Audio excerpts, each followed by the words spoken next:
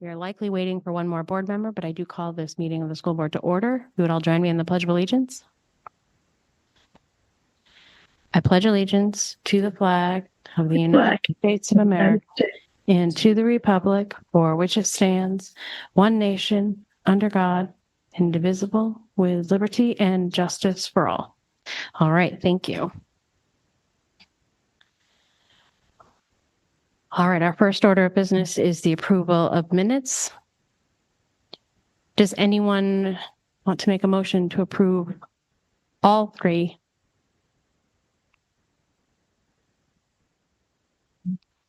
Thank you. Do I have a second? Second. Thank you. Any questions, concerns, or changes on any of those minutes? Yeah, you might want to just hand it back and forth. Yeah, thank you. Okay. I just saw one. Does it work? Hello? There was one correction. Last name had a C instead of a V on the second page. Which one? Yeah, I knew you were going to ask that. Let me go see. I think it was 526. I have to find it. I'll point it out to you, but that was just a minor, very minor. All right, thank you. All right, seeing nothing else. All in favor of approval with the one change? All right, motion passes. At this time, I would like to recognize any member of the public who would like to speak.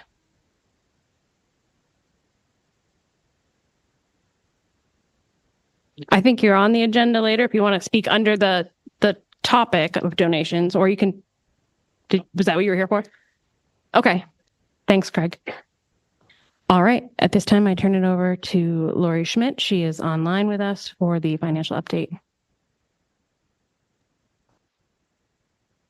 Hello.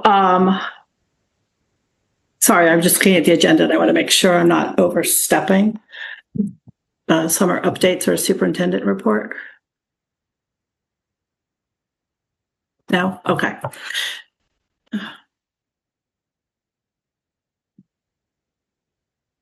Okay, I was going to begin with the financial statement.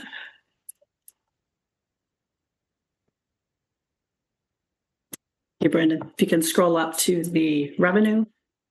There, okay, I see it's there.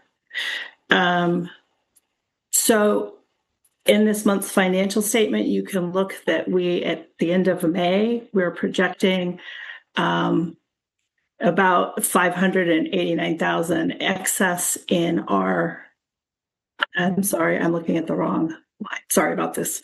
So about $386,000 in excess of revenue.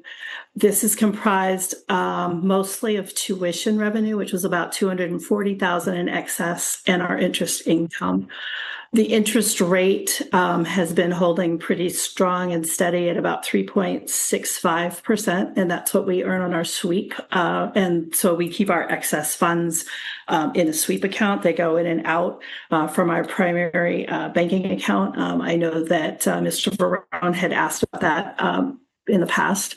So I just wanted to bring that to your attention. We also have our revenue that we receive from the federal government to offset the costs for the JROTC program. That has historically been shown net against the ROTC expenses, and it was not captured in the budget. It will be going forward. So we have gross revenue and gross expenses. We've been grossing our expenses, but we didn't capture the revenue. So you'll note that also our Voc Ed was down marginally. We receive that one time a year from the state in December. So we know that we're not getting that additional $24,000. That's always a rough estimate. They have a bucket of money that they allocate over all of the CTE programs. They pay out transportation costs first, and then anything that's remaining, they allocate for tuition aid. The Medicaid continues to be an item that we're working on. You can see that our difference is shrinking. We're again, we're trying to work with the new vendor to obtain better information to see what we can anticipate for revenue related to this school year. And we will continue to work with them so we can capture as much as possible. I think that sometime over the summer, Xandra and I might collaborate and provide some sort of short presentation on Medicaid, just so one can better understand how that works. We also did receive excess money from our special education aid than we had originally planned, and that was adjusted in the budget. That income revenue is directly related to our costs for special ed in the prior year. If we have expenses per student that exceed a threshold set by the state, there's a formula in which they give us reimbursement. The formula is not fully funded, but this is what we received this year. So I don't know, are there any questions on the revenue?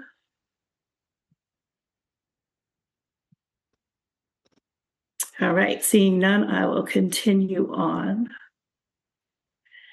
With the expenditures, we have an overage in our special education instruction.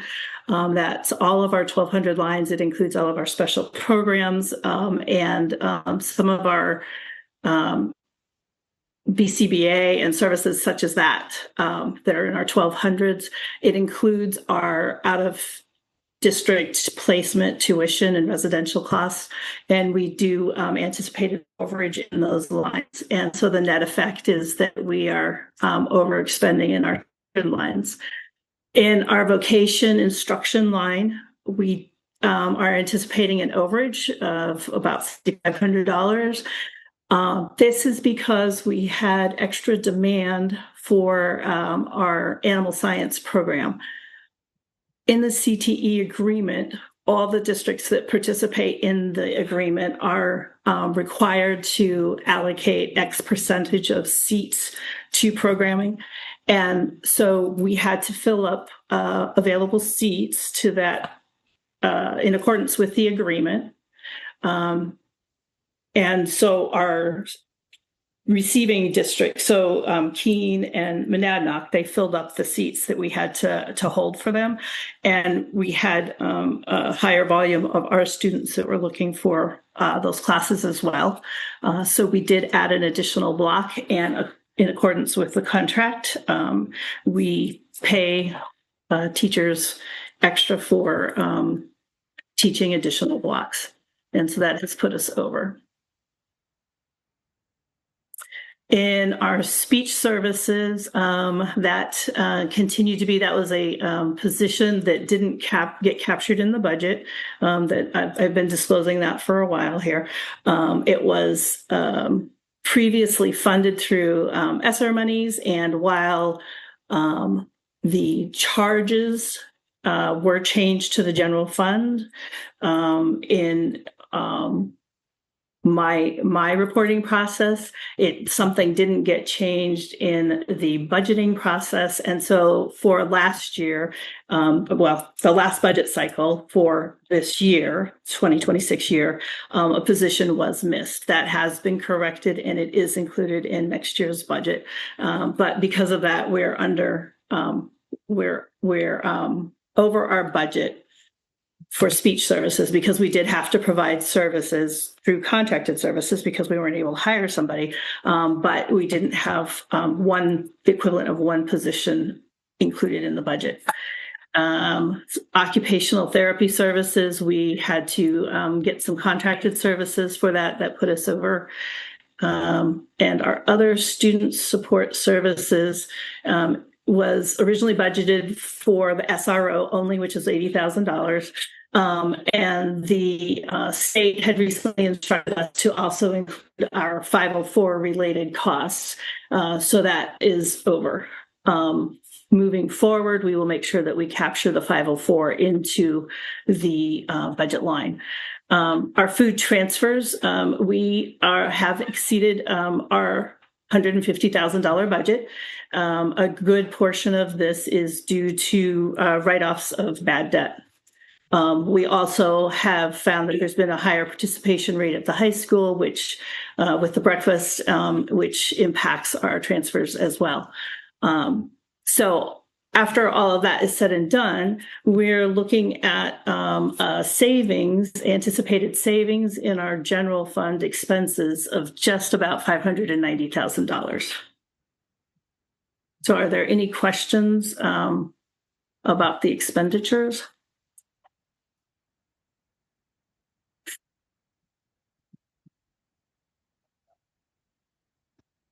Hi, Lori. It's Jamie. How are you?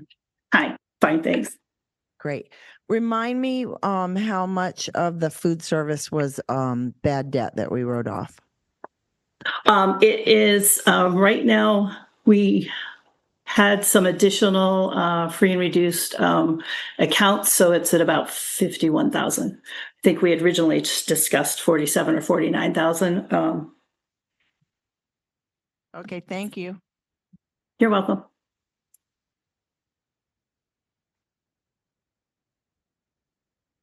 Are there any other questions or thoughts for Lori from the board? All right. Thank you very much, Lori. Okay, so then now I can move on to fund balance discussion, unless you want that covered in old business when we talk about suggested uses. Is everybody on the board okay with taking that right now? Go ahead, Lori. Okay. All right. So I did provide, I tried to provide a clearer document for everyone. And I don't want to read it verbatim, but a lot of this will be repeating what you're seeing in front of you on the screen. So again, these are our fund balance projections as of May 2026. We still have 1 month to get through for the end of the school year, and we know that things can happen. So I tend to provide a conservative amount at this time and a range. So while our revenue is projected to exceed the budgeted amount by $385,000, again, we receive more tuition and interest income and special education state aid. We receive less of our vocational related aid, and Medicaid is down. And we don't anticipate using the full amount of capital reserves. So that is reflected in both the expenditures and the revenues. That's our saving, our excess revenue of about $385,000. There's a projected savings of approximately $580,000 in the expenditures. So I had provided a list of position and benefits savings that are greater than $10,000. And so I'm restating this list. And the bold positions have been eliminated from the budget for the fiscal year 27 school year. So you can see that there's quite a bit of savings there, and that exceeds my estimate. If we had only those savings and the revenues, my estimate would be larger. We have some offsetting expenditures that reduce the amount of savings that we anticipate for the general fund, and that's reducing it down to the $580,000. We've fully encumbered for our contractual obligations and our routine costs. That does not include repairs and maintenance unless it was already scheduled, or it's maybe it's an annual thing that we are required to do, and it's done in June. That would already be encumbered. Otherwise, repairs and maintenance are not encumbered. Our general supplies are not encumbered either. If there's a savings in those lines, I anticipate, that those savings will be realized. However, sometimes there's a bill that the invoice was late in coming, it didn't get entered, and we're working on that process and procedures and implementing them in the system to better facilitate ensuring that all expenditures are requested prior to incurring them, so the funds are properly encumbered, and then we don't have surprises later.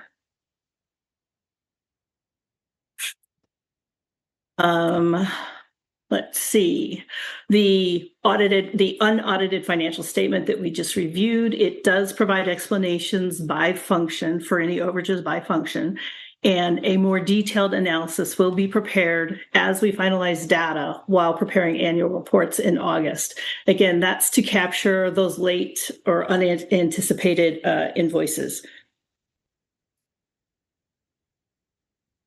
Let's see. Again, we have a month left in the year. So right now, my conservative estimate of the savings is remaining at $600,000 to $700,000. This will be finalized when we are finalizing our expenditures and the annual reports are completed in the fall. So right now, this is my best estimate, $600,000 to $700,000. I'm asking and requesting that we utilize some of those monies, but not all of them, to address safety concerns and to purchase a couple or consider purchasing some vehicles rather than leasing them out as projected in the future years. So my concern with the safety concerns is that, as you know, we must put any capital reserve items on our warrant articles. And so that's well in advance. Things come up in between voting sessions. And then we're limited to the monies that we have in our capital reserves. And as you know, the warrant article proposed for this year to add money to the capital reserves was zeroed out. So there isn't any amount of the $500,000 to $600,000 or $600,000 to $700,000 of surplus that will be added to the capital reserve funds. So for that reason, and because it's safety, I am requesting that we look at least a single safety item for each building, or look at safety items and prioritize them as to how we want to spend money. And the benefit to purchasing vehicles, it will reduce corresponding budgets for the next 4 years. So then if we scroll down to the proposed items to consider, for the safety projects, for Vilas, we need to address the front steps. And the last word that I had on, I believe Friday, was that we were still waiting for a quote. There are large gaps between the slabs, and we need to clean up the granite and slide them together. So I don't believe it's a complete rebuild of those steps, but it needs to have some work. Our CNM, M&S, our Charlestown Middle School gym floor has waves and large raised areas, and we need to rip up that flooring to determine why the raised area, because that isn't apparent through the subflooring. And we'll need to sand and refinish the entire floor afterwards. So we do have a couple of different quotes, and that ranges from $25,000 to $45,000. At WES, we have cut trees leaning over the playground. I think that's WPS. And anyway, those trees need to be removed, and we need a crane in order to do that, and a third party. Our facility staff and grounds staff are not able to handle this on their own, and we have a quote of $15,000. When we last met, we talked about smoke wall projects, and that was to extend the double doors and the fire rating by putting double sheetrock up to the ceiling. That would be about $3,100, and that would be about 3 sets of doors. It's also been asked or requested that we discuss pothole repair on the high school road and access road and parking lot. We do not have any quotes at this time because we're pending discussion with the board to see what the desire was for us to move forward. For equipment purchases, we have budgeted to lease 4 buses in the next year. And that the two leases, the four leases, sorry. If we were to purchase two of the buses outright, it would cost $285,000 some odd dollars, and that would be an annual budget savings of approximately $66,000. And again, that would be for 4 years going forward. We would still need to lease the two other buses. So we would still have 4 buses that we would be acquiring. What I'm asking for consideration is purchasing 2 and leasing 2. We included in the budget for next year costs to lease 2 facility vans. If you'll recall, we had one that was literally falling apart this year and we couldn't register it, and we had to replace it. And so in order to save some money at the time it was not anticipated, we did enter into a lease. I would like to pay that lease off. And I would like to consider buying outright the other van that we were going to lease, because this will, again, reduce our budgets moving forward. We also have been looking into an audio system for board meetings, and that should be a new discussion item for tonight as well. We have in the past received some quotes that were pretty substantial, but I know that we're looking at quite a range of quality and size, I guess, of the equipment needed to provide some sort of a sound system for inside the board meetings. So those are also items that I would like us to consider using funds for. And that's all I have for my list right now. And of course, I mean, if the board has anything that they want to discuss, that's also obviously up for discussion and can be added to this list.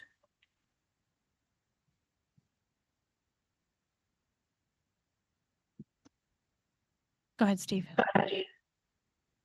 Lori, it's on? Can you hear me? Yes. Okay. On all the different items we're leasing, regardless of what they are the interest rates we're paying in excess of the interest rates we're earning on our idle cash? Yes. Then I would suggest that's what we focus on. You know, it's silly to spend more money on interest that we're not earning. So the top priority on these lists should be anything that we can buy instead of lease. Let's do that. I'm inclined to agree for the most part. I did have the pothole repair added to this agenda because it is a serious safety concern for me here at the high school.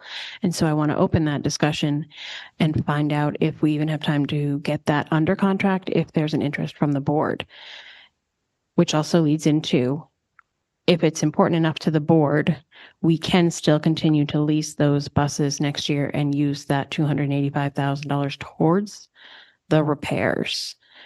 So I throw that out for the board's discussion.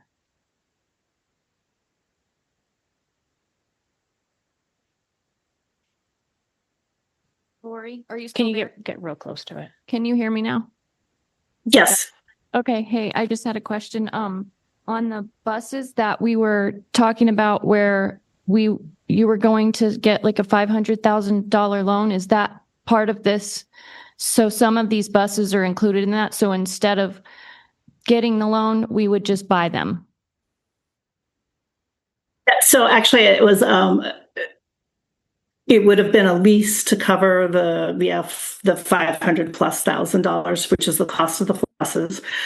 And I'm proposing that we buy out 2 of them. And yes, I guess loan lease, it's interchangeable in this instance. So yes, we would purchase 2 and lease 2 is what I'm proposing. Thank you. I appreciate it. And again, my proposal is based on conservative estimate in that, you know, we're looking at a $600,000 to $700,000 range. I don't want to spend $600,000 to $700,000 in case it's $500,000 surplus. And then what have we done to ourselves? So while I agree 100% with Steve, I think we still need to be prudent in how we decide to spend the money. I think it's better to have some go back to the taxpayers than to risk being short. I agree with you. Thank you.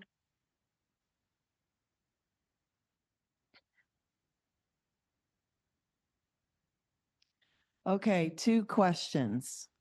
First question, do we have any idea what fixing the safety issues on the incoming road/parking lot might look like?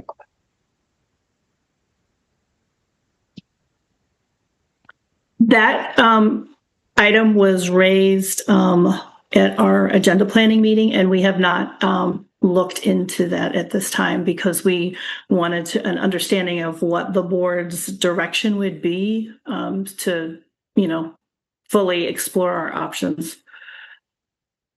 Okay, second part of the question.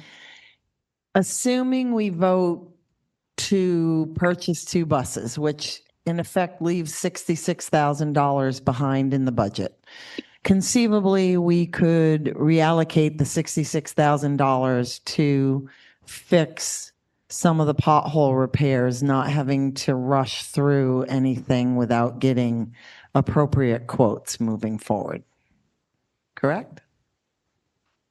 I would agree with that, yes. And by the way, we've already taken delivery of 2 buses. They had them available, and they tried to give us, I think, all 4 of them during spring break, and we said, no, we cannot. So we do have 2 of the new buses in possession.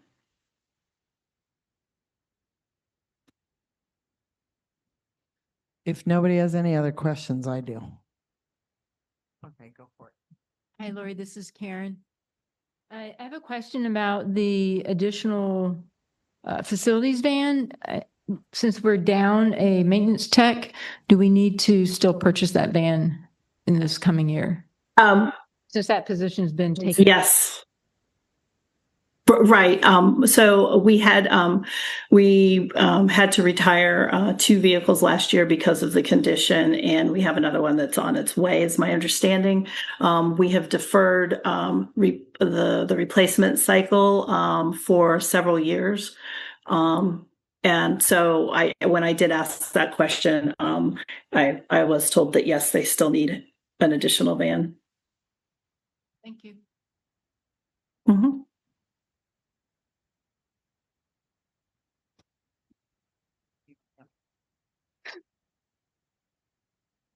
Lori, the purchase of this new van, considering that we're heading into a new budget season and we'll be looking at reducing staff from the administration, facilities, and from Fall Mountain, do you think it's appropriate that we buy a new van at this time? Again, it was included in the budget for that purpose, and remained in the budget through the default discussion. And my understanding is that due to the condition of our existing vans, we do still need to buy an additional van. But I can continue to have those discussions with facilities. Well, it just makes sense to me that as we're looking towards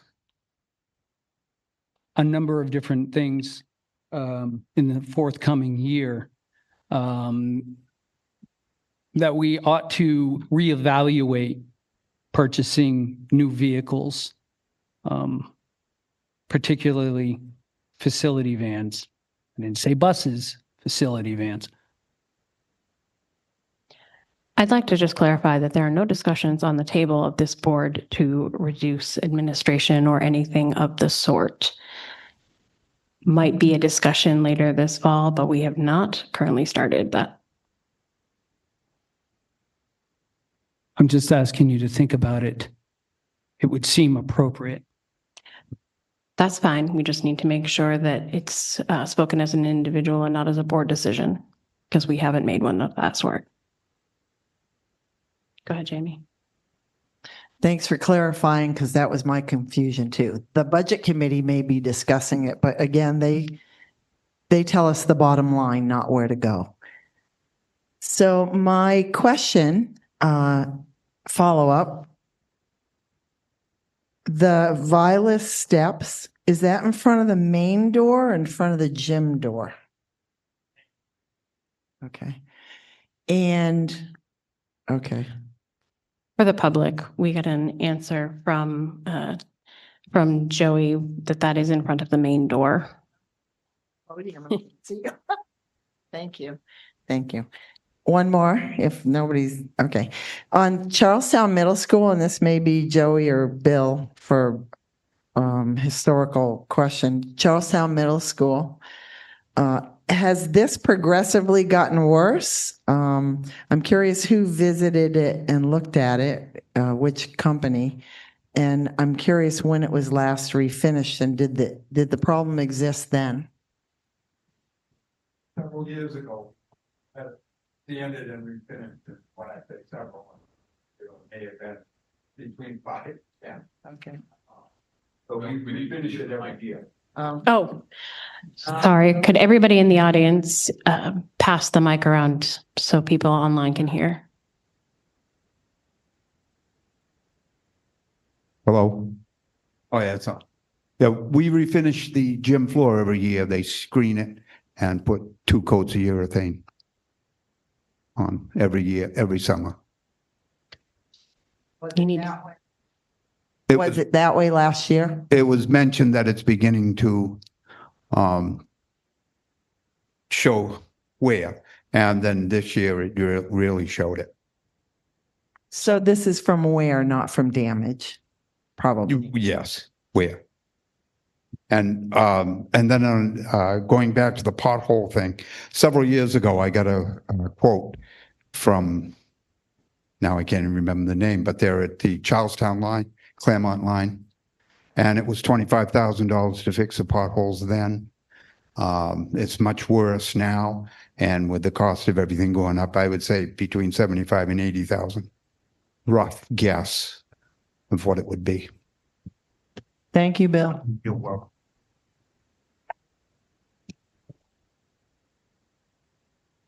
Oops, can you push it a little bit, Jamie, towards you? Oh, sorry. Thanks. Go ahead, Steve. Lori, just a little bit of a reach back question to earlier in your presentation. You mentioned that for vocational ed, I think it was, we have to pay a teacher who's working beyond their normal, which makes sense. My question is, are we getting enough revenue and tuition money from the need for that? Hopefully is being offset by the tuition money we're receiving.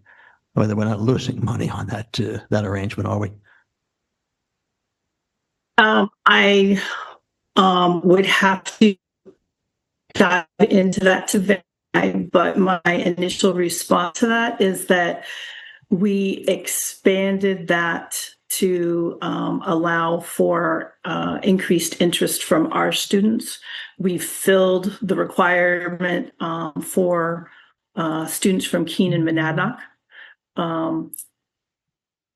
And so, we didn't add a block to accommodate them. It was to accommodate our students. And I'm not confident that we are receiving enough offset tuition for that. We, of course, receive tuition from the districts for students attending, but the state tuition is skewed because it's one bucket of money and transportation comes first, and transportation costs have increased over the years. I wasn't concerned at all about our students. I was only concerned that we're not necessarily spending money to receive additional students from other school districts without a sufficient amount of revenue to offset that. Right. No, I understand that. On that note, do we have an obligation as part of Region 13 to take that number of students regardless of the revenue we receive? Yes, we have a number of seats that we have to make available. And conversely, we have those seats available for us in Cheshire and other locations if we want them. That is true. Yes, Thank you. I believe so.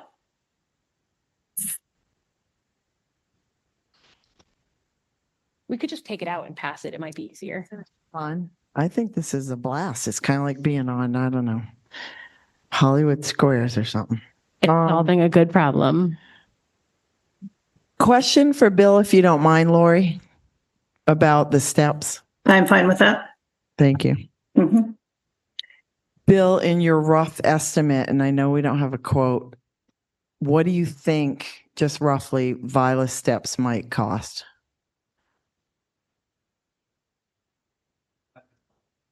Okay, so it's a smaller number.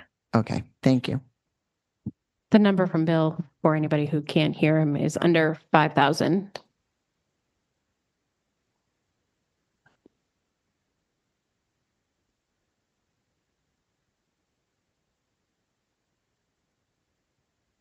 Lori, I have a question for Bill. Bill, there looks like there was some patchwork done on the road. What to that was that? Was that cold patch or? Yes, coal patch. Okay.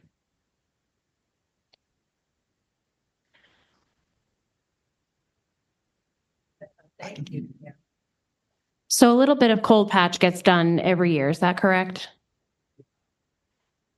So obviously it's not working very well. And so what I would like to see is that we make an investment in the property here. I am one that does not like debt. So I can very much get behind purchasing these buses instead of taking a lease on them. But I do think that the longer we put off doing any work on this driveway and these parking lots, the more concerns there's going to be, and those can be very, very expensive. I think it is a money well spent to take it on hot patching the driveway and on there is some serious potholes in the dirt by one of the soccer fields. The gravel patch behind the high school has a pond. It's not just a pothole any longer. And we do have some serious mud issues in the transportation parking lot. I don't believe those need paving, but I do believe they could use a few loads of gravel and a grader, and it would make a tremendous difference for the people who need those spaces, as well as the safety of students and staff who are walking out there. So I would really ask the board to consider that as a good safety use, whereas the buses we could lease with a little bit out of the budget and not a significant amount.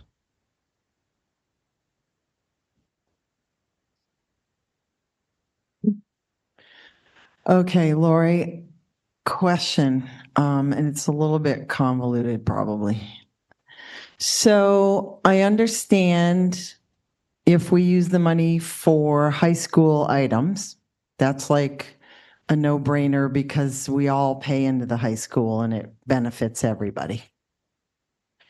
Are there not enough, or are there enough surplus in each one of the individual towns, Alstead, Charlestown, Walpole, to accommodate those three projects that you're contemplating under the safety section of the report? Let's see. That reminds me that I don't.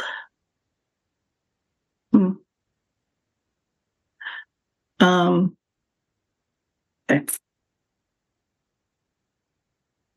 So if you look at We it, do not have surplus, we don't have surplus in each of the areas. I was just looking at the financial report. I thought that it included the areas, and it doesn't look like I had that included. So in Walpole,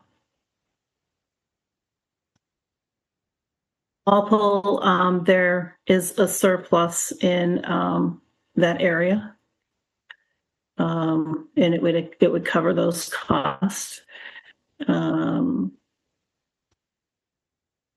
High school I'm not concerned about the high school. has, okay, yeah, right. So then Alstead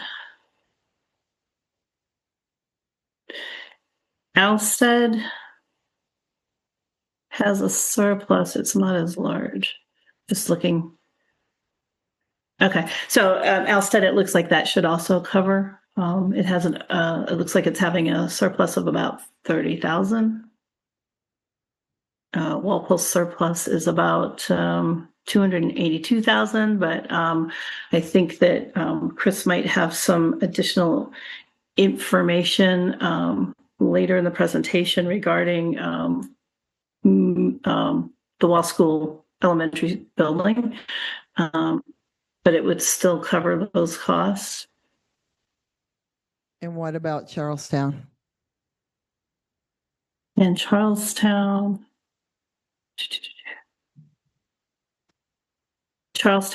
looks like it will also have a surplus.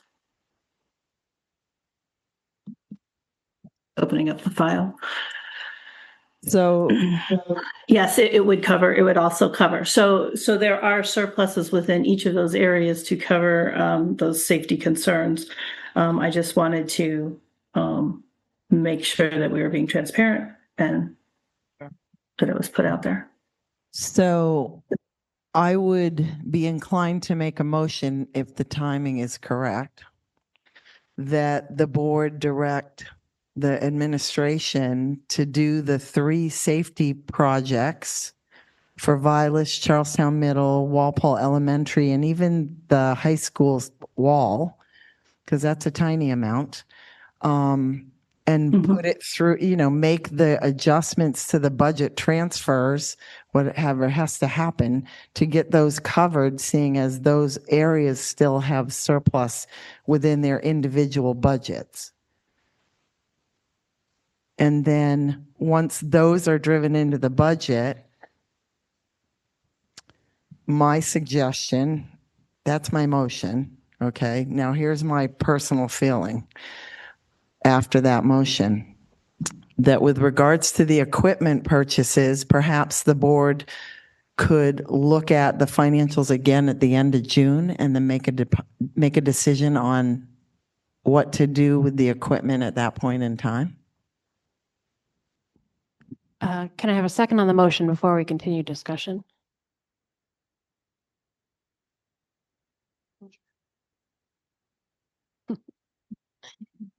Second. Okay, thank you. So is there any discussion on the motion that includes putting those safety measures into each individual budget where there is room?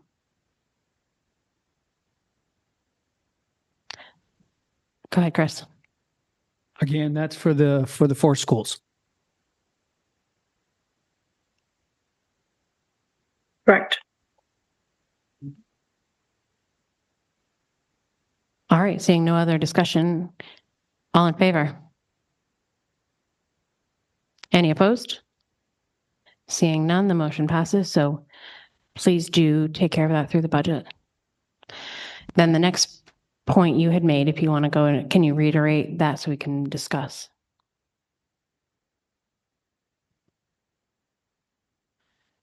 So it would just be my suggestion because, I mean, I know it's mid-June, right? And you have to get things, it sounds like the buses can be acquired pretty rapidly if this board decides on June 20, I don't know what the next date is, 3rd, 4th, that it wants to purchase 1 or 2 or whatever it is.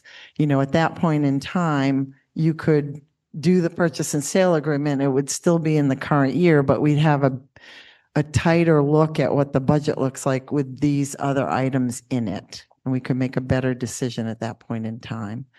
And then that would do twofold if we went that direction. You could perhaps then take the budget savings that it leaves behind and use it for the potholes. And I would concur about waiting on the van.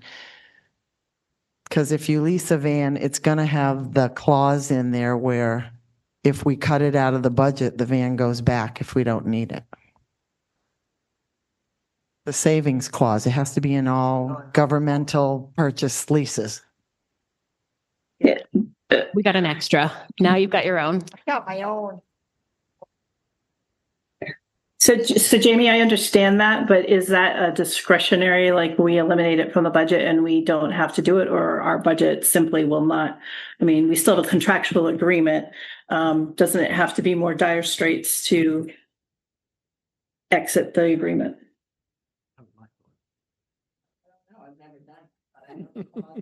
I haven't either, I know the but clause. that's my understanding.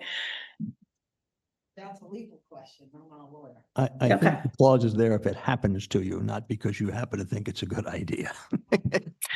That's what I'm thinking as well. If you get a default budget. Default budget, I think it happens. Right. Right? Oh, yeah. I mean, absolutely. If you get a default budget. Then I think the question next is getting a quote for hot patch repair, as well as, if everybody's okay, I would like a quote to grade those dirt gravel parts. And then hopefully we can have that for our next meeting and get it under contract before June 30th. We have one more meeting to make this happen, if that is in fact the direction we need to go.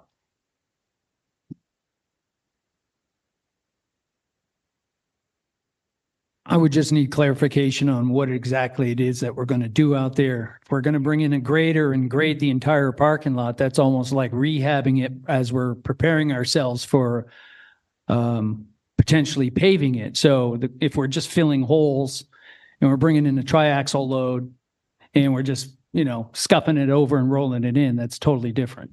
That is the vision that I had there. You've driven past the soccer field. I've driven on that parking lot, that parking area for about 3 years, and it essentially takes up 3 parking spaces. I drive here in the morning and I see our buses parked in that space, and they're either driving through it or around it. It's not okay there for them to be driving through. It's not good for our buses to be driving through. If you drive through in mud season, you see the terrible condition that some of the buses have to drive through on that side. So my idea was not anything to do with the parking lot. It is purely hot patch the driveway to the end about where the driveway goes to the barns. And then there's the area next to the soccer field, which is not very large. There's the transportation barn, which is a gravel parking lot already, just needs some dressing up and a piece of equipment. And then there is the area by the horticultural barn. Can take a walk out there after. I think you'll probably see the value in having that taken care of. So they're very small pieces, but I think they would do a lot of good.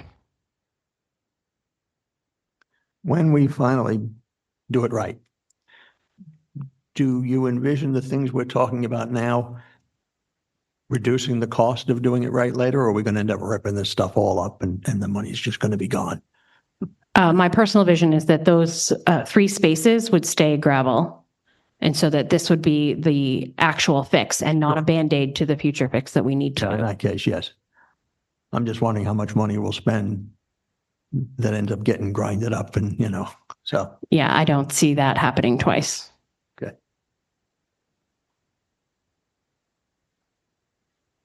So Alyssa, could you clarify the action that you just talked about in the sense of the access road from the high school, the main road into the barn, correct? Or to the barn? That is the driveway. I believe at that point, we end up with parking lot. And the parking lot is a huge project as we all went through the process over the last few years. We know that it needs grinding up entirely, taken right down. It needs a drainage system, and then it needs to be rebuilt properly, and then put a 3 to 4 inch top coat on, I believe is what the original quotes were for that we were looking at. So that is a huge project. It is something that should only be done once, and it should be done right. The other pieces, the driveway is in such bad condition that it is going to start causing some problems. And so if we can hot patch just where it's already paved, which is a Band-Aid, then I think that will get us through until we can make another plan for the parking lot. Does that answer your question? Yes, thank you. Can we also include or have them when they, I assume you'll get 2 to 3 bids, right? I think that's our policy. Good. And then have them also look at filling in some of the parking lot potholes that are pretty bad. I think we can certainly ask them. I would do 2 pieces so that we have a choice to make. If that's the will of the board, we can do that.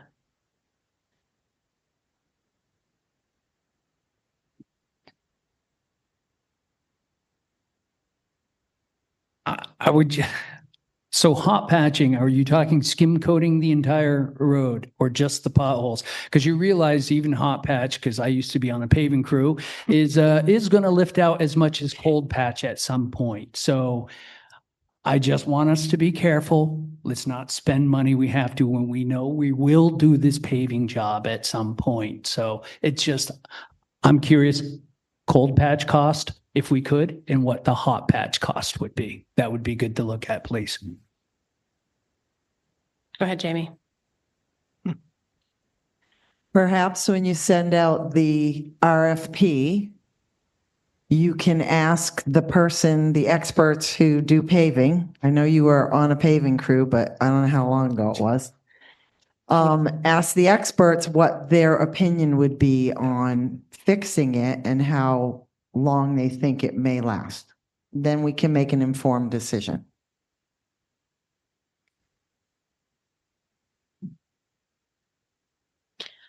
Thank you, Jamie. I agree. Okay. I agree. Are you okay to get that information? Do you want? We'll be glad to work on that. We do have a fast turnaround because our next board meeting is June 22nd. So we will work on that swiftly. All right. And it would have to be something we have under contract. We can't. No. I thought that's the only way we could add something new. It must be under contract, June 30. If we're going to use surplus, yes.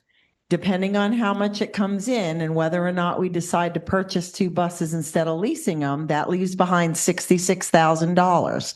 That $66,000 is in next year's budget. So we wouldn't have to contract right away. It would give you more time. Yes, if we're intending to use money from next year's budget, I agree. I do want to address Karen's concern about quotes. We will seek them. We will do our best to seek them. Depending upon the cost, it's not required by our policy. We will make best efforts to obtain multiple quotes. We are seeking a quick turnaround, and we don't have full control over the response. So to follow up on what you said, Jamie, the more we avoid leasing, the more we push into the following year to buy us more time to make these decisions. So I would think the focus would be to avoid as much leasing as possible, and then you wouldn't be in hurry up mode.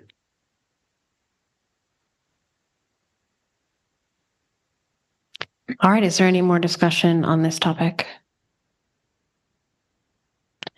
Seeing none, we will add it to the next agenda and make a decision.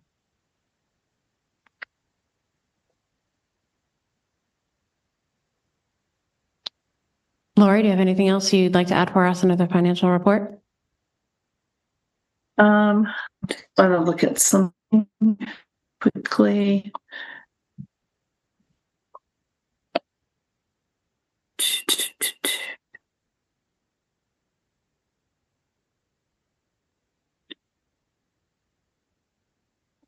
No, I think that's it for now.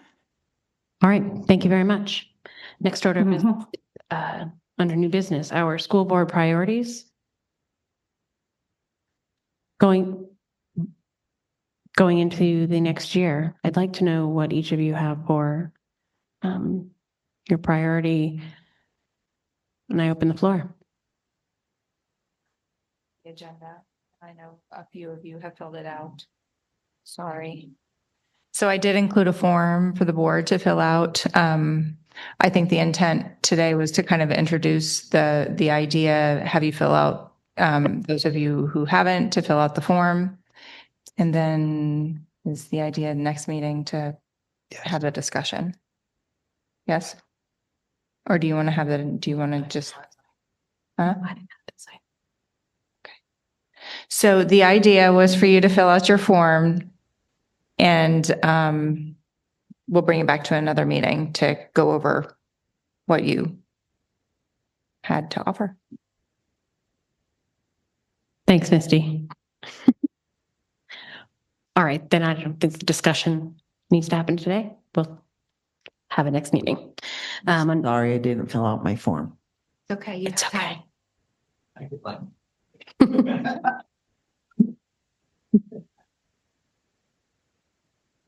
All right, so we've already had the fund balance recommendation discussion.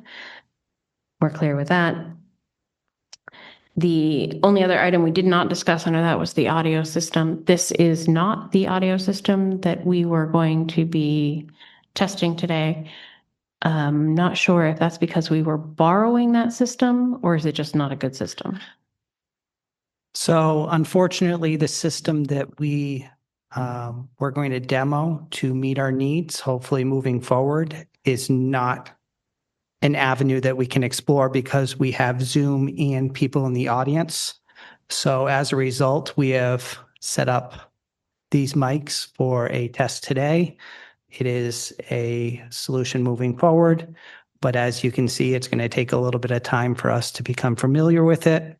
We also have a limited amount of wireless mics. So if this is working for not only people online, but also people in the audience, we can continue with this method moving forward, or we can look at other avenues.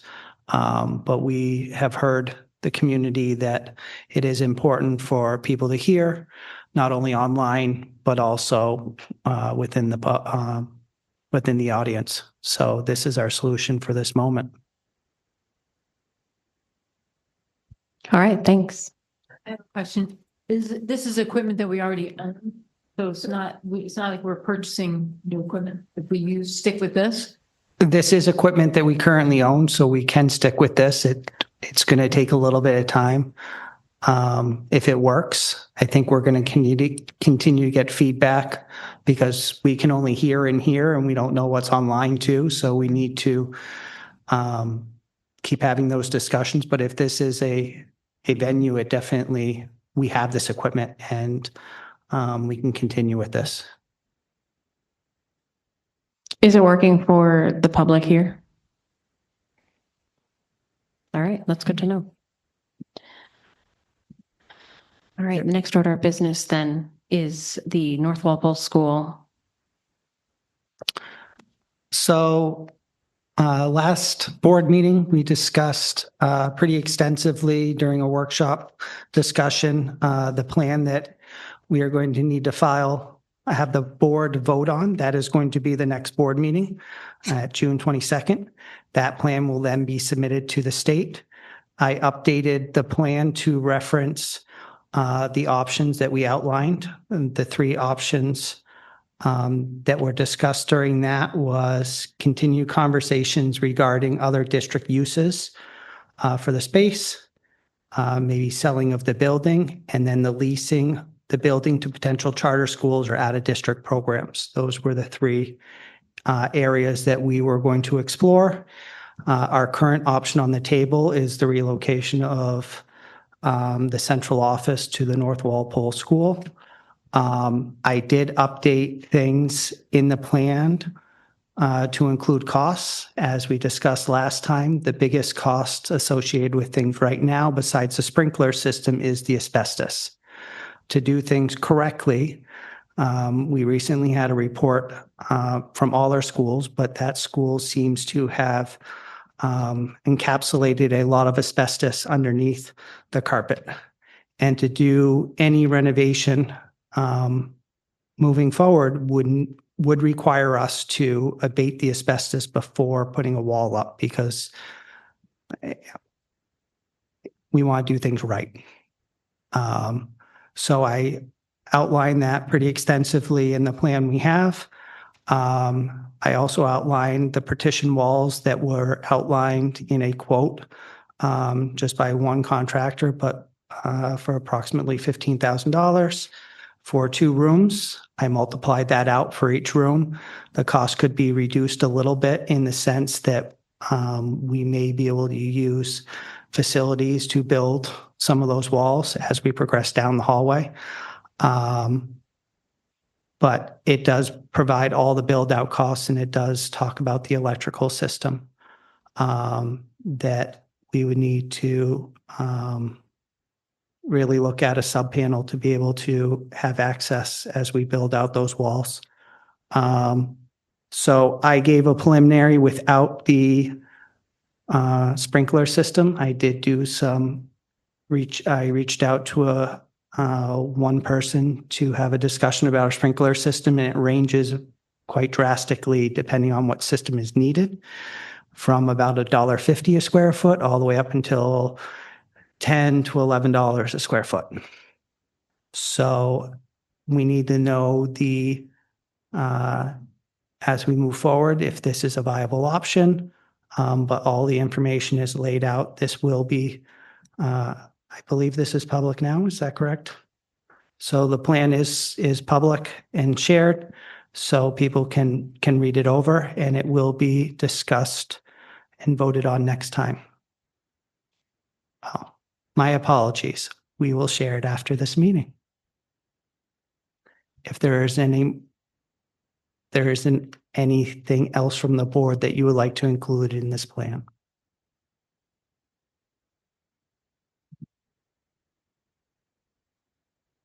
I think I mentioned it last time, but I'd like to look at the option of using the about to be vacated early learning center in conjunction with X number of classrooms. I'll go with 4 for the moment, immediately next to the early learning center. I think we'd make a nice central office, and it's already sprinkled. So we are exploring that kind of unofficially. In addition to the plan, we were trying to keep things separately. We were also talking about what it would cost to make the current facility that we're at in Langdon ADA compliant with second floor. So we're in the process of getting that information. As outlined in the plan, we're going to have some future discussions in July, in September, and in October, so that everything can be outlined in a manner and be transparent for you to make the decision as what we can do with that building and what it can be used for in the future.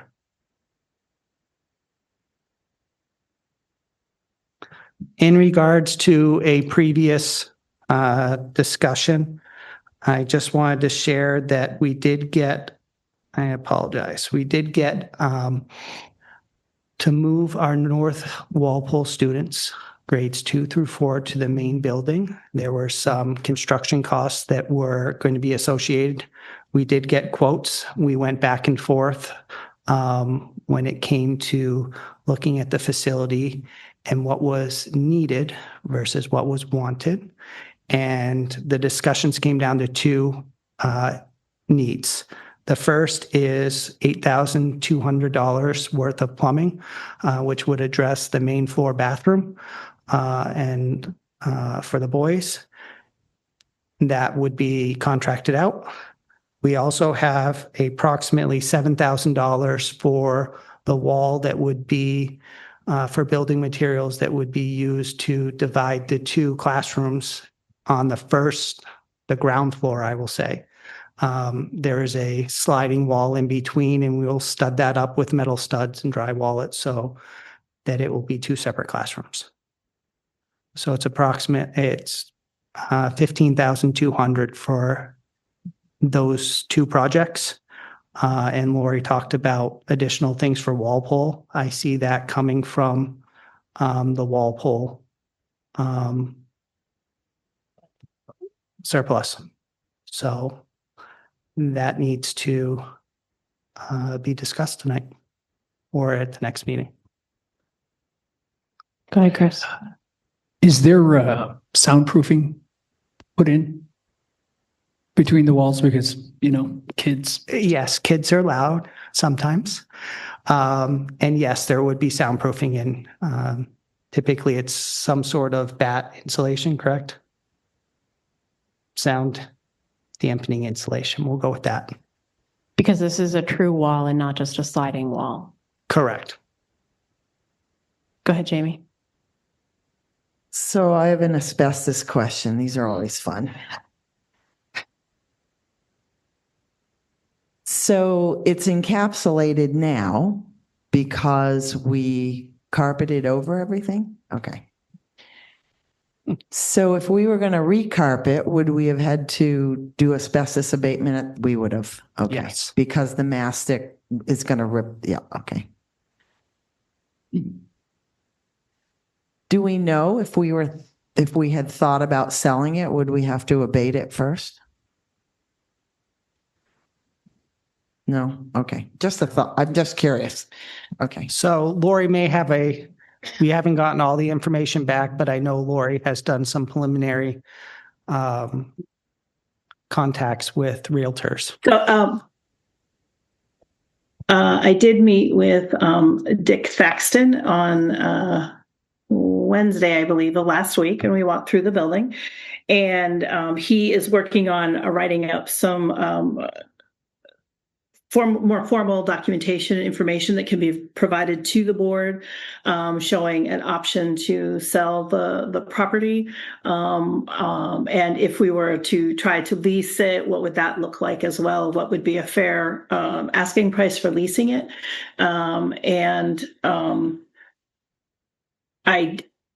He did mention to me that if we were to sell it, none of the abatement would be our problem. But unless we chose it to be. Thank you. Can I ask, how old is the carpet that's in there now? Just gonna I don't have to go back to budget, because we did room by room, we didn't do all. But I'm gonna, yeah. You want the mic? Just keep it with you. I'm gonna guess that it's probably between 12 and 15 years old. Maybe even more, because I've been here 27 years and it was done by the first custodial manager that I had here who retired many, many moons ago. It could be 20 years old. They do it Yeah. once. We did some of it. I'm gone 18. Yeah. So we did some Yeah. of it. So it could be 20, 22, 23 years old. It had a lifetime guarantee. And he said the installer said the lifetime guarantee is you get sick of the color before it wears out and change it. But if we do change it, we do have to do an asbestos abatement. And just for the knowledge, there is one room that's currently abated and has tile down.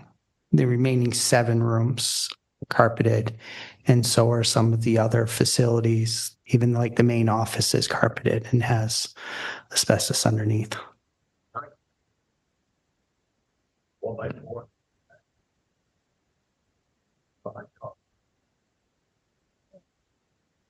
It was a library, but yes, I think that is also carpeted.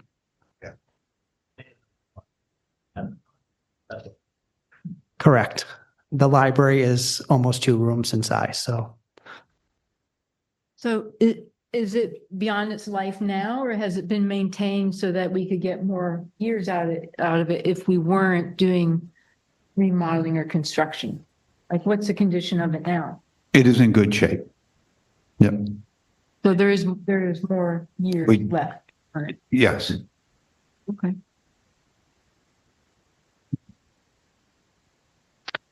All right. Are there any more questions on the plan as it stands right now? So apologies again, because I came late to the last meeting and I don't know if that was discussed then. So if this is a repeat, apology. Where are we at with the town of Langdon? The town of Langdon graciously met with us and were very willing to allow us to continue with our current lease as it is, no change in terms. It's my understanding that the only thing they asked for was that we send a letter rescinding our cancellation of our lease. And my understanding is that that has been done. Is that true, Lori? Yes, that was delivered. I sent it by email to Mr. Chafee and is it Devin? Gallagher. Yes.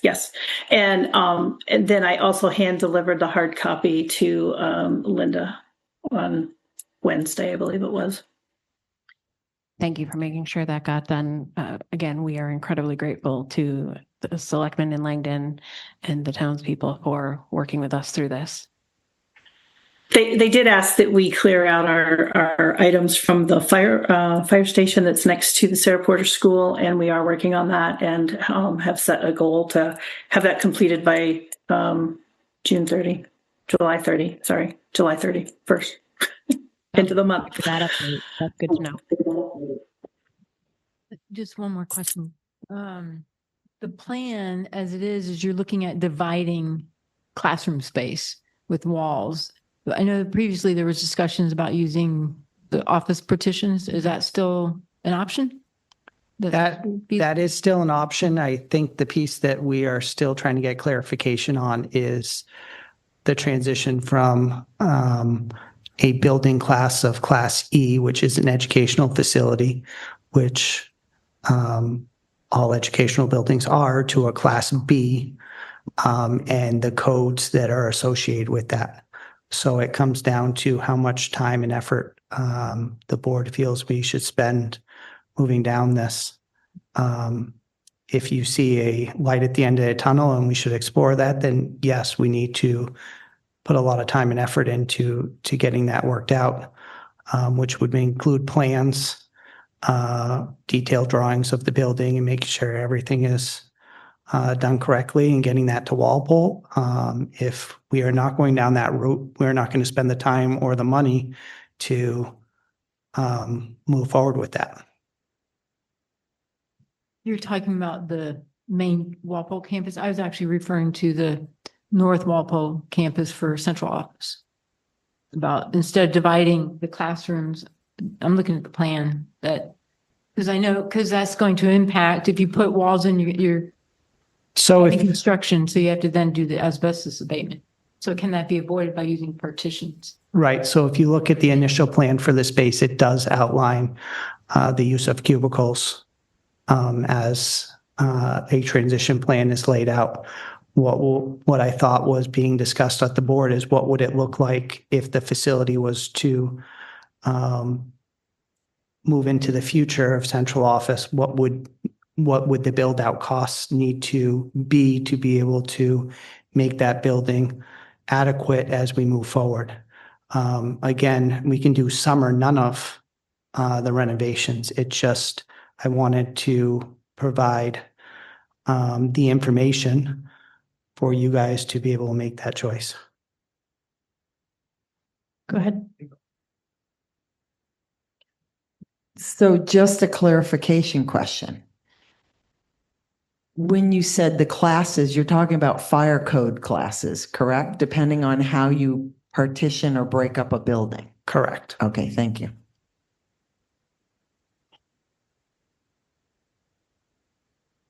Lori, when you follow up with Mr. Thaxton, I know that's one piece of property up there, but obviously it could be subdivided because there's enough road frontage. So just put the idea in his head that there's the possibility of leasing the building and selling what's currently, I guess, athletic field for some kind of residential development or something. It doesn't have to be all one sale. Or it could even be half sale and half lease.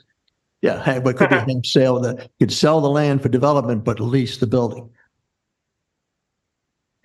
So I will say that he wasn't very optimistic about successfully leasing the property. He's going to put information together for me, but he thought that it would be far-reaching even for a charter school or another school that would want to come in and utilize the building as it is.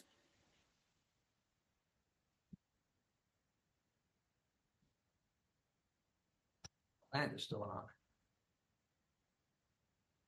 on. Yeah. I'm sorry, if somebody's speaking to me, I can't hear you. No, you weren't. We're that just was my blabbing. fault. Sorry. Okay, I'm just We saying. said- okay. And could still be sold even if it was kept as an office, and perhaps the land's value may actually pay for the office renovation. Yes.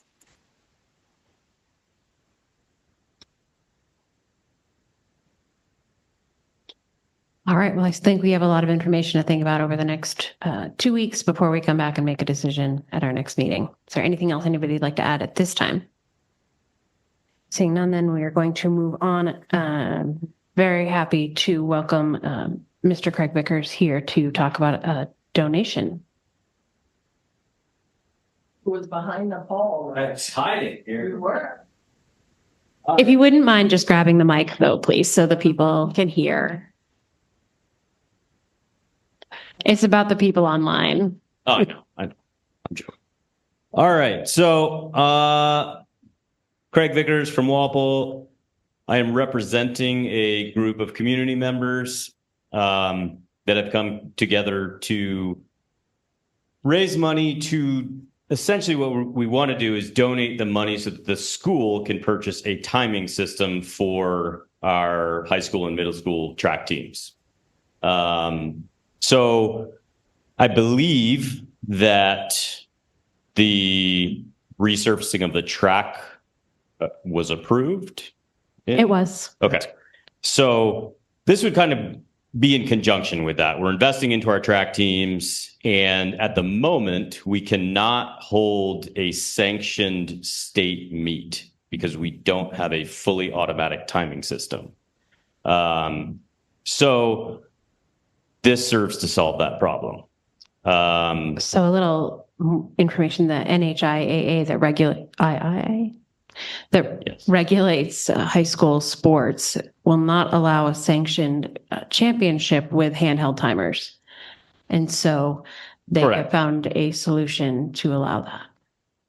And yeah, so it's, I have these to pass out.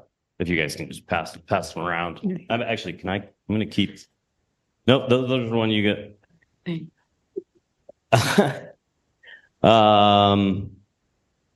So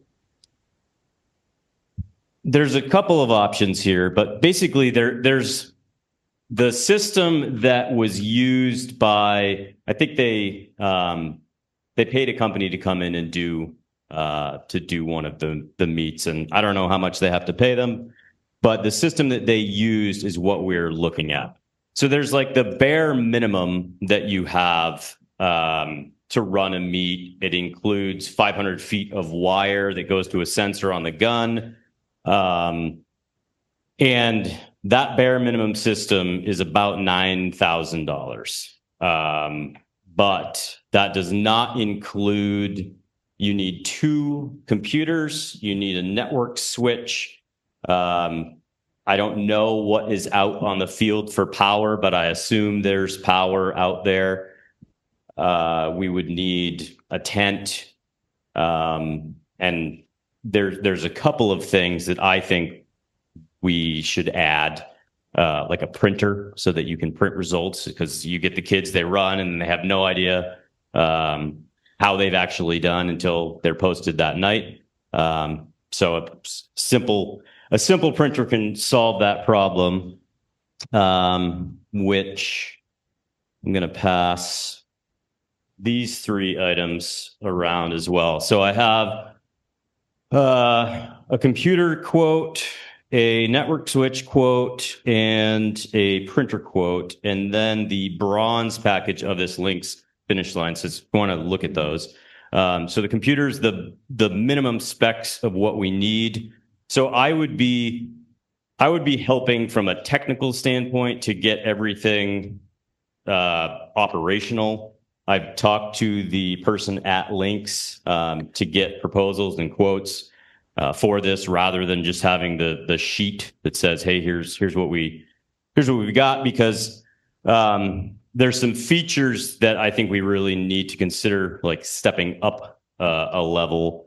And so the initial request that I put in was $9,000 to $10,000 that we would be donating And I think that needs to actually increase a little bit. So I don't know if we can just amend that, but I'll explain this to you. So the quote that you have, the very first page, the main basic system, it will allow you to run a meet. The $1,589, that is a wireless system, so you don't have to have the 500 feet of cord. Now, when I think about this and trying to run a meet, and my daughter was in a middle school meet where all the times got messed up. The whole, like, they finished, everything was completely wrong. And to me, that's just like, that's not acceptable, especially if you're going to host a larger meet. So if you purchase the wireless system and then you have the cables as sort of a backup, they're going to give you the cables with this bronze package. There's a $629 Radio Links plugin. That's a software plugin that allows you to hook up an HDMI, basically to get the audio visual from the results of the computer onto a TV or some sort of visual board. So I think we should add that. And then there's this auto capture, which is another software plugin. And basically what that means is it automatically captures the runners as they are coming across the finish line. Otherwise, you have to hold a button down as the runners pass. So on a sprint, that's not that difficult, but on a longer distance, you're going to have multiple rounds of people that are coming through. You got to hold the button down. So auto capture does that for you. To me, I think that's like, it's a necessity that you would have to do that. Especially if we start investing more into this program, we host a larger meet, you would not be able to have a scenario where you screwed up the times. So those are 3 add-ons to the bronze package. That total is $12,116. The other quote on there is the silver package. That includes the auto capture. It also has a higher resolution camera, and it has motorized camera adjustment. So really what those are is if you're running a higher end or championship meet or something like that, such as in a sprint, if you have a very close finish and you need a higher resolution camera to zoom in on who has actually won the race, it's not as important to have. You certainly don't need it to run a successful meet, but and you can add that on. You can send the camera out and they'll update it. It's like $2,000. So if we started hosting more meets, you can upgrade the bronze system. On that silver package quote, I also had them add the HDMI software plugin and the wireless remote system. So my recommendation now would be to go to the bronze system with the add-ons that are there. So it's about $12,100. The 2 computers, I need to talk to them more, but I believe you need 1 higher end computer to sort of run the system. You could have a less robust for the secondary, but either way, you're looking at somewhere between probably $1,500 and $2,500 in additional equipment just to run this. So no matter what, we're somewhere in the $14,000 to $15,000 range. What our group of community members had come up with so far was the $9,000 to $10,000. I've talked to a few more people. I think we could easily get to the 10 to 12 without me talking to anybody. So what I would ask you is to consider vote on that you would accept the donations for this system up to $15,000. And there's a lot of extra budget. Maybe the school would like to put some into that as well. So any questions for me? I'm happy to attempt to answer them, but I am not a Lynx salesperson. So I don't know everything, but I have a couple questions for you. all right. Have you spoken to Gordon about this system? Yes. Did he mention that we already have a Lynx system, or did at least? What my understanding is that a system was purchased years ago that doesn't work anymore with. So, but I actually don't really know anything about. I'm not sure of the current status of it either, but my understanding is we had a system, but we didn't have people trained to use it, and so we weren't able to use it. There was a previous track coach that received the training, but is no longer with us. So another question is, what are the annual support costs for this? Like, often there's software subscriptions that we have to pay for. So I can go back and ask these questions.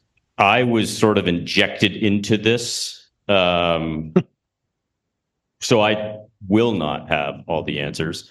To my knowledge, there is no additional fees annually from subscriptions or software. Like you purchase it, and from there they might have upgrades that you could do, but it's not needed. It was requested of me that I be the timing guy and that I be paid. I don't have any interest in being paid or really being the timing guy. So, but I'm assuming that there is a cost associated with paying somebody to be the timing person. So when you're running a meet, somebody has to know how to run the system. And I don't know what the budget is for actually paying to do that, but. Go ahead, Jamie. So I am a little familiar with it because we did purchase one of these for Hanover for SAU60 right before I left. And usually when you run a meet of that caliber where you're using equipment like this, there are fees for people to participate in the meet, which usually you take those fees and that's how you take care of, paying the officials or whoever you need to pay. I would be interested. I think it's great that y'all are looking into this. Do you have any idea of how many meets you think it might bring to Fall Mountain? I don't. I can remember back to like my track days. I don't know that we had more than 4. Okay. It would be, although with high school and middle school, that would be a better question for the coaches. That's okay. And then maybe perhaps just for everybody who might have a question about what we have or had, I'm wondering if maybe at the next meeting, maybe we could invite the Lynx people to come and invite the athletic director to be here too. And then we can, talk it out and make the right decisions, or does that seem doable? Well, I think my first question would be is if we just contact Lynx and say, this is the system we have, is there somebody who can come train us on it? If it still works and it doesn't, depending on how old it is, software changes rapidly. Right? It definitely does, but maybe they've updated it. I just think it would be a simple place to start before we spend a lot of money, which I would like, side note, I really appreciate the community coming together and looking at a solution. And so as we have these discussions, I just first want to say thank you very, very much for putting that together. So I was just going to say, I do think that the laptops we had for this were retired because they were too old to be updated, but I don't know. I haven't talked to Gordon about the camera system that we have, so I don't know what the status of that is. Okay, so we expect that the likelihood of it being usable is pretty slim. Yeah. I was told that it's too old and not usable. Yeah. I would say, based on my limited knowledge of dealing with it at a different district, that if it's more than a couple years old, Yeah, it's probably outdated software because it changes that fast. That's heartbreaking. I know. Well, and I was told that Stan Jerkois purchased it. So Way back. I'm not sure when he left, but it was a while ago. So yeah, If we're going to get a presentation, can it not be next meeting? I think next meeting's a little too important for. I do think there's a lot at the Yeah. next meeting. You're absolutely right. And we do have some July. time before the next track season. yeah, and that's the thing is, we're not in any dire rush here. There is some so my business is donating, which is then getting matched by State Farm. Savings Bank of Walpole is matching that. And then there's, other community members. So I doubt that any of us are going to say, oh, we're not interested in this in the future, but everybody's excited about it now. So Go ahead, Chris. So is this for regular meets or a state meet? What's the difference? regular meets. So the regular meets that they do as hand timed, they're not sanctioned. So I believe that those times can't be used for qualifying times for state meets. Yeah. So basically any meet that you do is just for fun. So I would then ask what the difference is in what we're utilizing for the cross-country ski team. Having participated and volunteered in timing at a couple of the fall mountain events, but I also know that there's a program that the coaches use. So I'm just curious is it a crossover or isn't it? I just don't have any idea. I have absolutely no idea. So I would say it's not the same system. Right. Yeah. So it wouldn't, it would not be able to be used, but. No, and I think I know what you're talking. There were a few schools that had something with cameras in the whole 9 yards. So it's, yeah, but I'd be interested to see what we're using in that sport realm. I mean, I think it's a good beginning of the conversation. If there's, questions that the board has that I could go back to links, or if we could get the woman I spoke to is very kind. I'm sure that she'd be, I can't speak for her, but I don't. Yeah, she could come in for Zoom. I certainly could ask her that. If we I'd be happy to go look at the links equipment that we have. It's possible some of it could be used. If we can use it, we might as well, even if there's tripods, because we're purchasing tripods as part of this package. So, you don't need to buy another tripod, then maybe we could get a savings there. So, so that's it. As far as, if you accept, hey, yes, we'll accept the donations for this. Is there any stipulation on if you accept during this budget period and whether or not you can accept that in the next? There's no limitation on spending of donated money. So all I would ask is there any reason why the school would not want to accept the donations up to X amount, where that could not be discussed, approved? And I don't think anybody wants to give money that doesn't need to be used. So we could still go and explore the equipment that the school has to see if it can be used and work out any other things, but get the approval of the school board that we could have a line item in the budget to send the checks into. Is there anybody on the board that has a concern with that? I don't believe there's any policy restrictions or anything of the sort. It doesn't sound like there's a lot of future cost here. I know one of the issues with gifts is you receive something and then there's future costs to maintain it. But this doesn't sound so much like that. unless I'm wrong. Well, I mean, the only potential future costs, right, would be, as Craig has said, right, is if you're using it for a sanctioned meet where you're inviting 10, 12, 15, I mean, they can get big.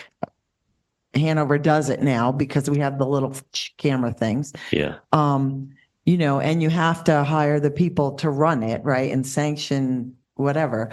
But usually those are supported by meet fees, right? So assuming you have multiple people trained, like some of the coaches or assistant coaches, so that when you're just running normal, you know, one-on-one meets or one-on-three meets, whatever, that those people who are running it, you're not paying, then I don't see that you're going to absorb a whole ton of costs. I mean, because a lot of those fees are already in the budget in the athletic line. My only concern is I would want to ask your BA, because this is not my budget directly anymore, whether she sees any concerns about accepting a donation prior to having all the information in hand. I mean, these are special revenue funds, so they're outside of, you know, the budgetary constraints. I think that with a donation of this nature, I don't, as Steve mentioned, I don't really foresee a lot of significant costs to maintain it. And it is outside of our regular funds. It would be special revenue funds. And so I think that we could do it in advance. But I'm wondering, I mean, is there harm really in waiting to accept it once we have all of the information? I mean, it's not, it isn't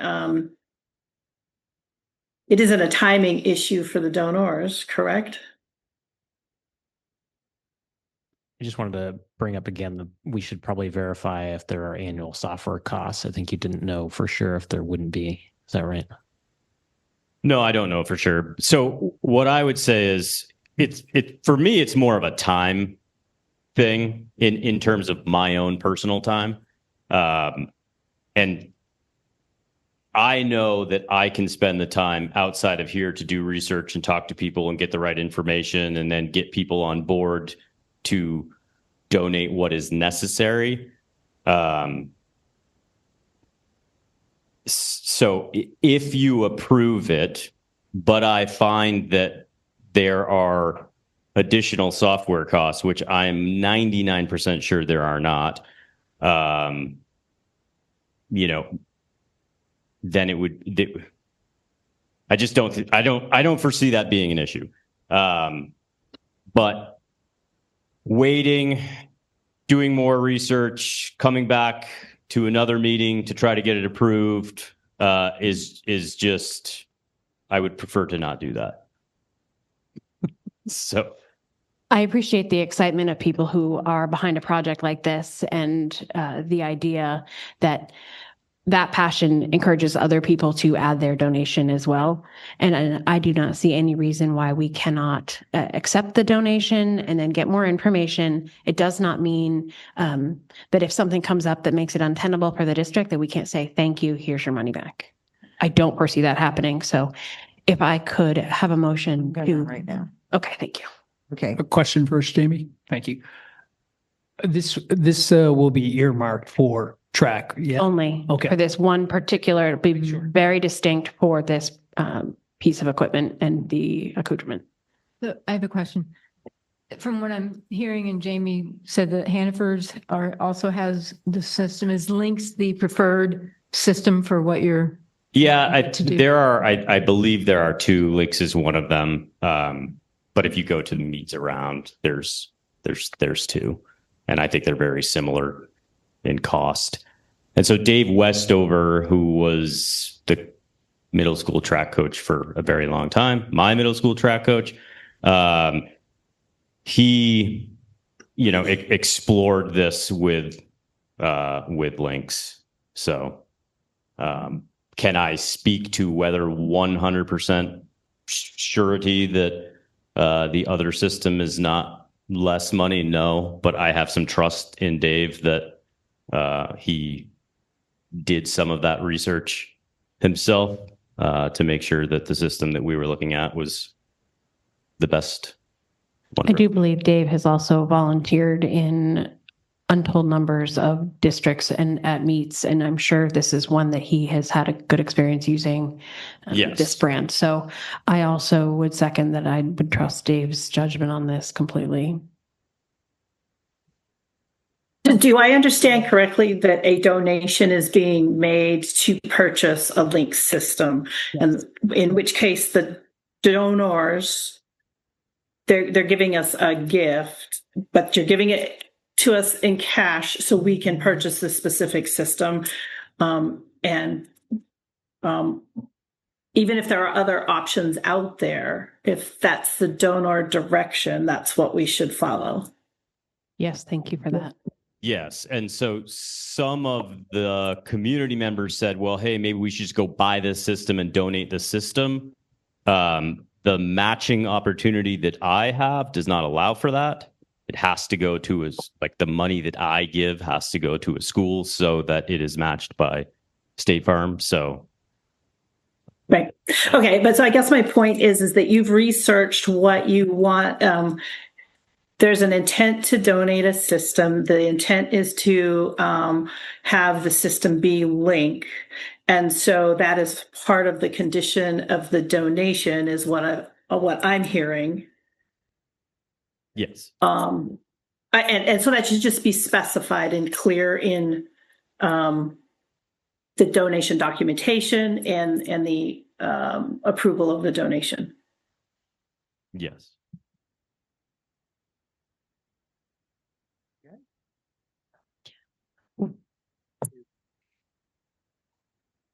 Prior to your motion, we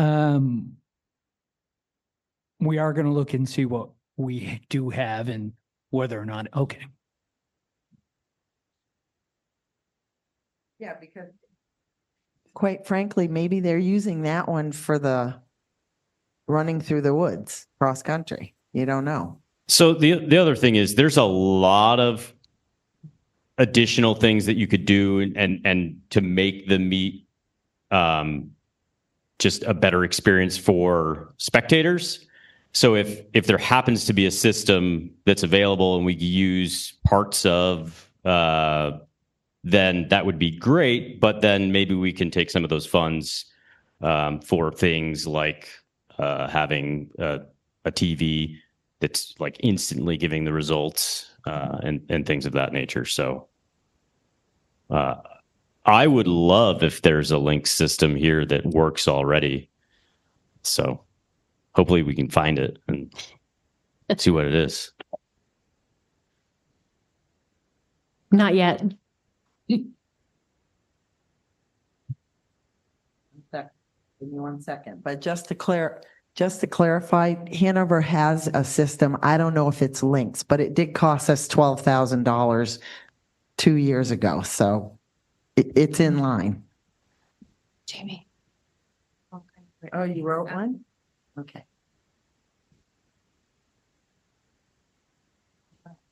Oh, right there. Sorry. Okay. I'll make a motion to accept the donation for a fully automatic timing system via Links to support the Fall Mountain Regional High School and Middle School track and field teams, up to $15,000 donated by, quick question, am I only going to put those people in, or do you want to say friends, vendors, and Yeah, I would leave it somewhat open because Community. I think we need to gather a little bit more. Okay. Donated by vendors, parents, and friends of the Walpole School District. The Fall Mountain Regional School District. Fall Mountain Middle School and High School track. Okay. Fall Mountain and High School and Middle School track. Yes. Okay. Can I have a second? Second. Thank you. Figure that out. And then we'll list all the donors later. Because we have to. Okay. And as I understand, there may be additional, if you decide. to go There with are a more parents expensive that, option. like, as they heard that we were doing this, they wanted to give. And I think if there's people that want to give money, then let them let them do it. We will be grateful. And there, just to clarify, there is a new or fairly new state law that there cannot be any anonymous donations. We do actually need the name of every one of those people and the amount that they're giving. Well, they'd be sending it to the district, I believe. But if somebody hands anybody cash and they just put it all together or something of the sort. For every dollar, or I thought it was a limit, like $100. Really? Oh.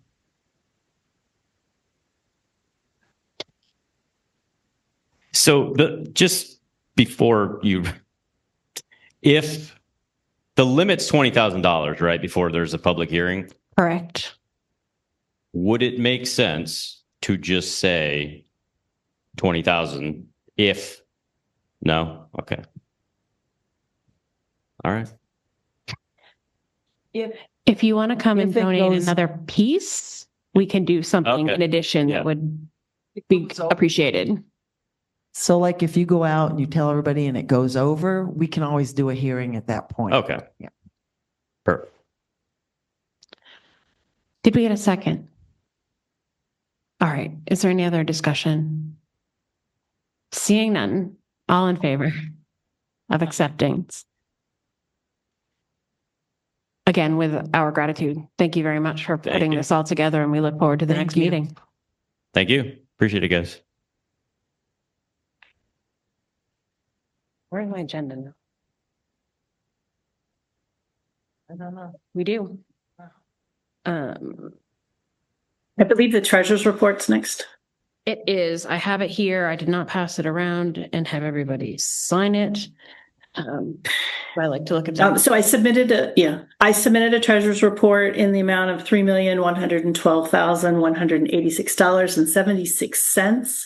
$3,112,186.76 for expenditures. That's over all of our funds. And as has already been decided by the board, we have two board members that are designated to review all of the manifests and that's changing every quarter. And so each of these manifests that support this report have been reviewed and questions responded to. And so I believe it's the recommendation that it be approved. Can I have a motion to approve? I'll make a motion to approve the manifests for May and June. Any questions for Lori on the manifests? Seeing I none? do just want to specify, can I just clarify that it overlaps a little bit into June, so it's not all of the months of May and June. We do it from board meeting to board meeting. Thank you for that. Did everybody hear that? Just amend the motion to the treasurer's report. Oh, I'll make a motion to accept the treasurer's report as presented. Thank you. All right, all in favor? Aye. Any opposed? All right, thank you very much. All right, we just do want to go over the upcoming meetings. We do intend to meet in over the summer on our regular schedule. Does anybody have any concerns with that? I'm not going to be here on July 13th. So yeah, that'll be great.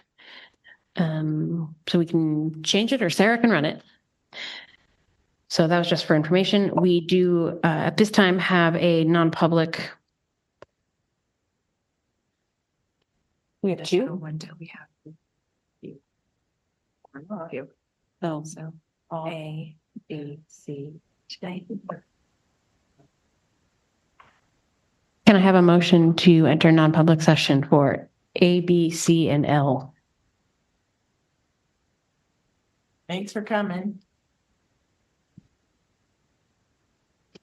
Anyone? I'll make a motion. We go into non-public for A, B, C, and L. Second. Roll call. Okay. Chris, yes. Jamie, yes. Alyssa, yes. All right, thank you. Do we need everybody? I'd like to make a motion to adjourn the meeting. All in favor? Aye. Aye. Any opposed? Thank you. So you just want to write down, we close the meeting at 8:37. There you go.